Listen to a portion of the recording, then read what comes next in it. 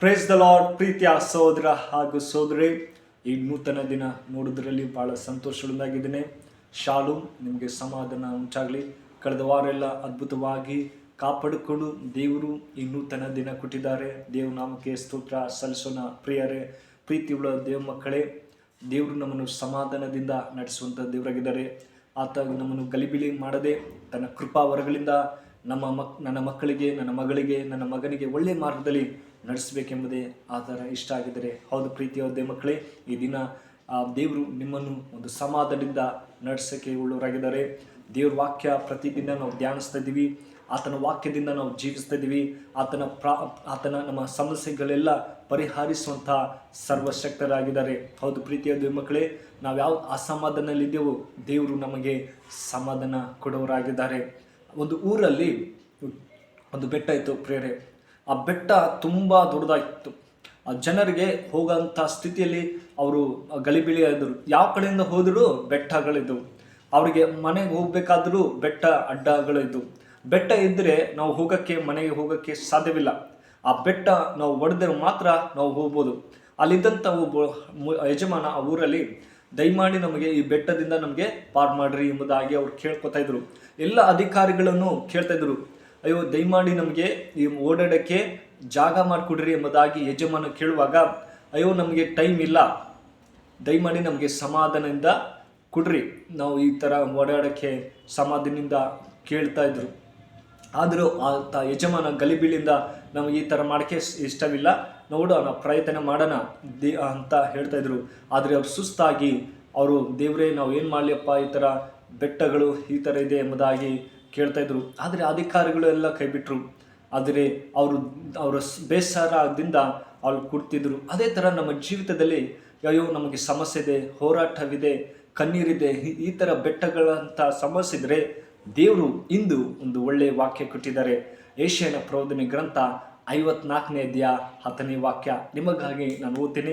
ದಯಮಾಡಿ ನಿಮ್ಮಲ್ಲಿ ಸತ್ಯವೇದ ಇದ್ದರೆ ಓದಬೇಕೆಂಬುದಾಗಿ ಕೇಳ್ಕೊಳ್ತೇನೆ. ನೋಡಿ ಏನಂತಂದರೆ, ಬೆಟ್ಟಗಳು ಸ್ಥಳವನ್ನು ಬಿಟ್ಟು ಹೋದಾವು, ಗುಡ್ಡಗಳು ಕದಲಿಯಾವು, ಆದರೆ ನನ್ನ ಕೃಪೆಯು ನಿನ್ನನ್ನು ಬಿಟ್ಟು ಹೋಗದು, ಸಮಾಧಾನದ ನನ್ನ ಒಪ್ಪಂದವು ಕದಲದು ಎಂದು ನಿನ್ನನ್ನು ಕರುಣಿಸುವ ಯೆಹೋವನು ಅನ್ನುತ್ತಾನೆ. ಆಮೆನ್. ದೇವರು ನಮ್ಮನ್ನು ಬೆಟ್ಟಗಳ ಸ್ಥಳಗಳಿಂದ ಬಿಟ್ಟು ಮಾಡಿ ಆತನ ಮತ್ತೆ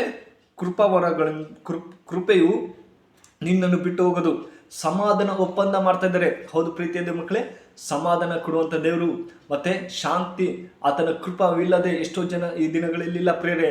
ಆದರೆ ನಮಗಾದರೂ ಆತನ ಕೃಪದಿಂದ ನಮ್ಮನ್ನು ನೋಡ್ತಾ ಇದ್ದಾರೆ.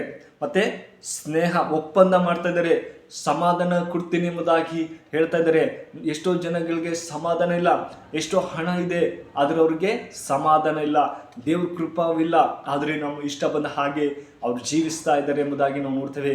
ದೇವ್ರು ಹೇಳ್ತಾರೆ, ನಾನು ನಿನಗೆ ಒಪ್ಪಂದವಾಗಿದೆ, ನನ್ನ ಕೃಪೆ ನಿನ್ನೊಂದಿಗಿದೆ, ನಾನು ನಿನಗೆ ಸಮಾಧಾನ ಕೊಡ್ತೆ, ಈ ಬೆಟ್ಟಗಳಂಥ ಎಲ್ಲ ನಿನಗೆ ತೆಗೆದಾಕಿ ನಿನಗೆ ಸಮಾಧಾನ ಕೊಡ್ತೀನಿ ಎಂಬುದಾಗಿ ಹೇಳ್ತಾರೆ. ಅದೇ ಆದಿಕಾಂಡ 26ನೇ ಅಧ್ಯಾಯ 26ನೇ ಅಧ್ಯಾಯ 29ನೇ ವಚನ ಹೇಳ್ತದೆ, ಅಲ್ಲಿ ಇಸಾಕ ಅಮೇಲೆಕನಿಗೆ ಸ್ನೇಹಿತರ ಇದ್ರು.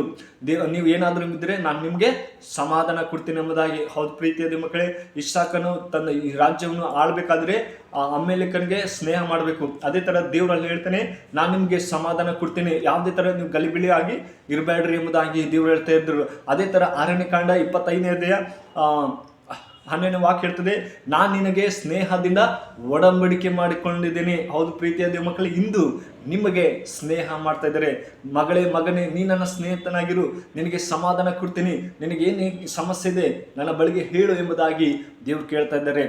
ಅದೇ ಥರ ಕೊನೆಯದಾಗಿ ಯೆರೆಮೀಯ ಪ್ರವಾದನೆ ಗ್ರಂಥ ನೋಡುವುದಾದರೆ ಅಲ್ಲಿ ಹೀಗೆ ಹೇಳ್ತದೆ, ಯೆಹೋಶುವ 9ನೇ ಅಧ್ಯಾಯ 15ನೇ ವಾಕ್ಯದಲ್ಲಿ ನೋಡುವುದಾದರೆ ಅಲ್ಲಿ ಈ ಥರ ಇರ್ತದೆ, ಏನಂದರೆ, ಯೆಹೋಶುವನು ಅವರೊಡನೆ ನಿಮ್ಮನ್ನು ಜೀವದಿಂದ ಉಳಿಸುವೆನೆಂದು ಸಮಾಧಾನದ ಒಡಂಬಡಿಕೆಯನ್ನು ಮಾಡಿಕೊಂಡೆನು. ನೋಡಿ, ದೇವರು ಯೆಹೋಶುವಗೆ ಹೇಳ್ತಾರೆ, ನನ್ನ ಜೀವವು ಉಳಿಸುವುದಾದರೆ ದೇವರು ನನ್ನನ್ನು ಒಡಂಬಡಿಕೆಯಿಂದ ಮಾಡಿಕೊಂಡಿದ್ದಾರೆ ಎಂಬುದಾಗಿ ಹೇಳ್ತಾರೆ. ಹೌದು ಪ್ರೀತಿಯ ದೇವ ಮಕ್ಕಳೇ, ನನ್ನ ದೇವರು ನಿಮ್ಮನ್ನು ಆತನ ಒಡಂಬಡಿಕೆಯಿಂದ ನಿಮ್ಮನ್ನು ಸಮಾಧಾನ ಪಡಿಸ್ತಾ ಇದ್ದಾನೆ.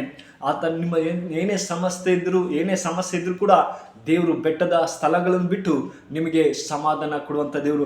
ಆತನ ಕೃಪಾದಿಂದ ಈ ನೂತನ ನೋಡ್ತಾ ಇದ್ದೀವಿ, ಆತನ ಒಂದು ಕರುಣೆಯಿಂದ ನಾವು ಜೀವಿಸ್ತಾ ಇದ್ದೀವಿ. ನಾವು ಹೇಳ್ಬೋದು ನನ್ನಲ್ಲಿ ಹಣ ಇದೆ, ನಮ್ಮಲ್ಲಿ ಏನಾದರೂ ಮಾಡಬಹುದು ಎಂಬುದಾಗಿ ಹೇಳ್ಬೋದು. ಆದರೆ ದೇವರು ಮಗನೇ ನಾನು ನಿನಗೆ ಸಮಾಧಾನ ಕೊಡ್ತೀನಿ, ನನ್ನ ಕೃಪಾ ನಿನ್ನೊಂದಿಗೆ ಇರುತ್ತದೆ, ನಾನು ನಿನಗೆ ಒಪ್ಪಂದ ಮಾಡ್ತೀನಿ, ನಾನು ನಿನ್ನ ಸ್ನೇಹಿತನಾಗಿ ಜೀವಿಸ್ತೀನಿ ಎಂಬುದಾಗಿ ಕರೀತಾ ಇದ್ದಾರೆ.